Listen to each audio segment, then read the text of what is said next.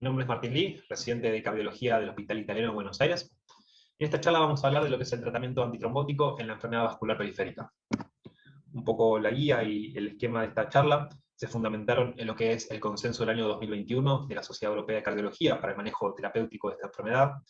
Y para comenzar, podemos definir a la enfermedad vascular periférica como aquella obstrucción aterosclerótica de miembros inferiores que afecta el territorio comprendido entre los segmentos aortoilíacos hasta la arteria pedia. Y también sabemos que un índice de tobillo graso menor o igual a 0,90 es considerado diagnóstico de esta patología. Cuando nos preguntamos cuál es el mejor tratamiento antitrombótico, sabemos que en la actualidad no existe un consenso claro entre los distintos equipos médicos.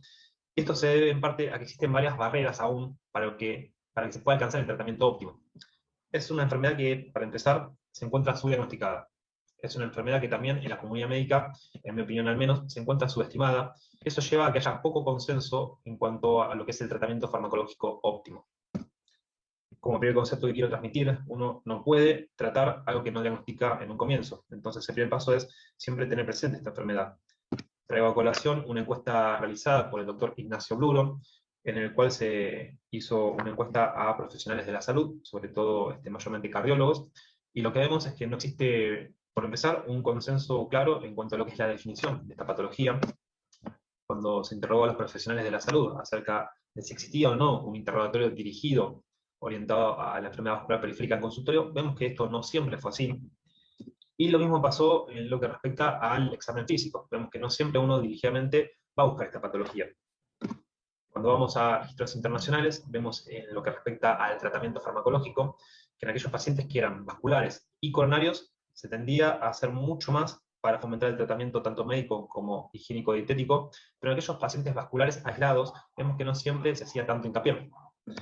Entonces, teniendo esto en cuenta, ahora sí, pasando al eje de la charla, ¿cuál es el mejor tratamiento antitrombótico según la evidencia actual? Para responder esta pregunta, me parece que conviene comenzar por realizar una clasificación para poder ordenar un poco el tratamiento óptimo, y podemos hablar de lo que es la enfermedad vascular periférica asintomática, la enfermedad vascular periférica sintomática, y también tener como en otra categoría aquellos pacientes que ya recibieron un tratamiento de revascularización, ya sea por tratamiento quirúrgico o por tratamiento endovascular. Cuando vamos a lo que es la enfermedad vascular periférica asintomática, la guía europea se basa en estos dos grandes trabajos, los cuales tuvieron un diseño muy similar. El primero de ellos que vamos a ver, ¿sí? Este artículo, el POPAPAD, que salió en el año 2008, comparó el uso de aspirina contra placebo en pacientes diabéticos, ¿sí? Que además tenían enfermedad vascular periférica, pero eran asintomáticos. Y vemos que en este trabajo, que contó con un N de 1.276 pacientes y evaluó un outcome combinado de muerte causa cardiovascular, IAM, stroke y amputación, no hubo diferencias significativas en el punto final de eficacia, ¿sí? En un término similar, en este trabajo, que salió en lo que es la American Journal, no hubo tampoco diferencias al comparar aspirina contra placebo en un N de 3.350 pacientes, que a diferencia del trabajo anterior eran pacientes con enfermedad vascular periférica asintomáticos, pero no eran diabéticos. Y vemos que en un outcome muy similar al anterior, tampoco hubo diferencias significativas en cuanto al punto final de eficacia. Básicamente, basado en estos dos grandes trabajos, es que la guía europea del año 2017 no recomienda el uso de antiagregación en pacientes con enfermedad vascular periférica que están asintomáticos. Y esto lo determina con un grado de evidencia de tipo A, es decir, es bastante categórica la indicación de no usar antiagregación simple en pacientes que se encuentran asintomáticos. Es diferente el escenario cuando ya hablamos de pacientes que se encuentran con enfermedad vascular periférica sintomática, ¿sí? Y esto se extrapola un poco de algunos grandes trabajos, entre ellos este metaanálisis, en el cual se comparó el uso de aspirina contra placebo, ¿sí? Basado en 287 estudios randomizados, que contó con un N de 135.000 pacientes, en el cual se evaluó un outcome compuesto por IAM, stroke no fatal y muerte de causa cardiovascular, ¿sí? Y lo que vemos acá, que en aquellos pacientes que tenían clínica de coagulación intermitente, el uso de aspirina logró bajar este outcome primario, ¿sí? Otra pregunta que se hizo el estudio Capri en el año 96 es si en aquellos pacientes con patología vascular era mejor el uso de aspirina o de clopidogrel. Y lo que vemos en este trabajo es que en el subgrupo de aquellos pacientes que tenían arteriopatía periférica, el clopidogrel logró demostrar ser superior a la aspirina, ¿sí?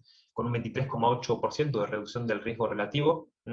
Pero hay que tener en cuenta que este trabajo, el análisis que se dio en las pacientes con enfermedad vascular periférica, se trató de un subgrupo y no de un trabajo dirigido a esta población, ¿sí?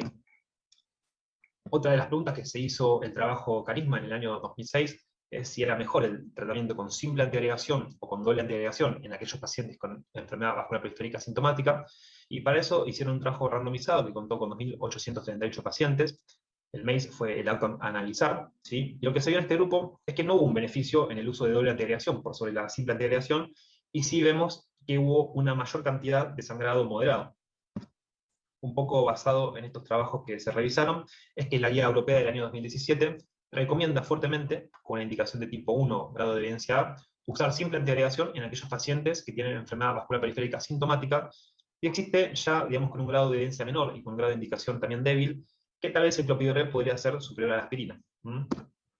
Ya cuando pasamos a lo que son los pacientes que han recibido algún tipo de tratamiento de revascularización, puntualmente acá vamos a analizar lo que respecta al tratamiento quirúrgico, ya sea con bypass, con graft venoso o con graft protésico, podemos nombrar este trabajo en el cual se fundamenta la guía europea, el cual fue un metaanálisis que tuvo en cuenta 6 ensayos randomizados, en los cuales se comparó aspirina contra placebo en aquellos pacientes que tuvieron un bypass infrainguinal, tanto graft venoso como una prótesis, ¿sí? Basándose en un N de 952 pacientes, ellos vieron que el punto de eficacia que ellos analizaron, que fue la permeabilidad de graft al año, había un beneficio neto en el uso de la simple antiagregación con respecto al placebo. En el trabajo BOA del año 2000, ellos lo que buscaban era básicamente ver si existía algún beneficio en el uso de anticoagulación por sobre la simple antiagregación. Este fue un trabajo que evaluó pacientes de vuelta, con un bypass infrainguinal, con un N de 2.650 pacientes. El outcome analizado fue la permeabilidad de graft, y vemos que lo que fue la conclusión del punto final primario general, no hubo un beneficio de la aspirina contra la warfarina, sí hubo una mayor tasa, digamos, de sangrado, pero lo que concluye este trabajo es que, analizando por subgrupos, ellos vieron que en aquellos pacientes que tenían graft venosos podría existir cierto beneficio de la anticoagulación por sobre la simple antiagregación, ¿sí? Para pasar a otro trabajo icónico en el tema, digamos, de pacientes que han sido revascularizados, vamos a citar el trabajo Caspar, del año 2010, en el cual este trabajo se hizo la pregunta si era mejor la simple antiagregación o la doble antiagregación en aquellos pacientes con bypass infrainguinal. En este trabajo, que contó con un N de 851 pacientes, en el cual se analizó la permeabilidad de graft, la amputación y la muerte, vemos que en general no hubo diferencias entre ambos grupos, a expensas sí de mayor incidencia de sangrado, pero lo que ellos concluyen es que en el subgrupo de pacientes con graft protésico podría haber una cierta mejoría de los resultados, ¿sí? Un poco extrapolando lo que vimos en estos trabajos, es que la guía europea del año 2017 lo que dice es simple antiagregación en aquellos pacientes que recibieron un bypass infrainguinal con un grado de evidencia 1A, y lo que es la anticoagulación y la doble antiagregación, ya vemos que pierde peso en cuanto al grado de evidencia y al grado de indicación. Con un 2B nos dicen que, bueno, lo que es anticoagulación con antagonistas de la vitamina K podría estar indicado en aquellos pacientes con graft venoso, y que la doble antiagregación podría tener indicación en aquellos pacientes con un graft protésico. Pero como vemos, ya el grado de evidencia es mucho menor, ¿sí? Ya para ir cerrando la charla, vamos a analizar este grupo de pacientes que nos queda, que es aquellos pacientes que recibieron un tratamiento por vía endovascular. La realidad es que en este tema puntual, el uso de doble antiagregación está fundamentalmente extrapolado de lo que respecta a experiencia con stents en territorios coronarios. La realidad es que no hay una evidencia de calidad sobre cuánto es el tiempo óptimo de antiagregación. Tampoco existe un consenso claro si hay un claro beneficio entre usar doble antiagregación por sobre la simple antiagregación. Y vemos que la última guía del año 2017 lo que nos dice es que deberíamos usar al menos un mes doble antiagregación, ¿sí? Pero no nos aclara tampoco cuál debería ser la duración total. Y cuando vemos al grado de evidencia, es consenso de expertos, ¿sí? Es un grado C. Esto, digamos, de vuelta, es extrapolado de lo que sucede, digamos, en la experiencia de stents coronarios, pero la realidad es que no existen grandes trabajos que analicen esto en territorio de miembros inferiores.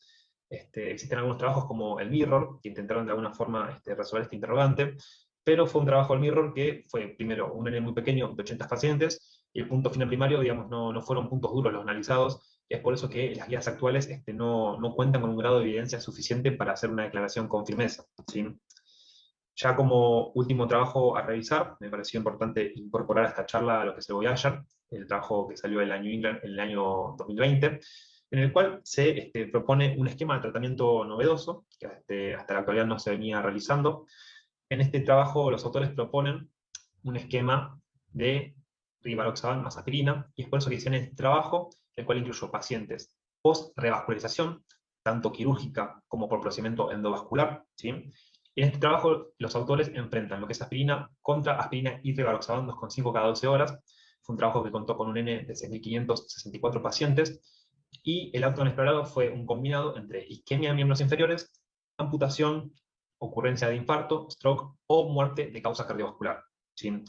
Cuando analizamos los resultados, vemos que existió un beneficio estadísticamente significativo en favor del grupo que utilizaba aspirina y rivaroxaban, pero también hay que tener en cuenta que esto fue a expensas de un mayor sangrado cuando se usaba la definición de la Sociedad Internacional de Hematología, ¿sí? No así cuando se utilizaba la definición del TIMI o la definición del BARC, ¿sí? Pero un poco lo que concluye este trabajo es que fue necesario tratar 10.000 pacientes por un año para prevenir 181 eventos del punto final primario que comentamos recién, y a expensas de 29 eventos de sangrado mayor. Entonces, más allá que el resultado se podría decir que fue favorable, mi opinión es que el beneficio fue de alguna forma marginal, y que uno al momento de indicar esta terapéutica debería seleccionar a aquellos pacientes de mayor riesgo cardiovascular y a aquellos pacientes con un alto pretest de hacer evento trombótico, ¿sí?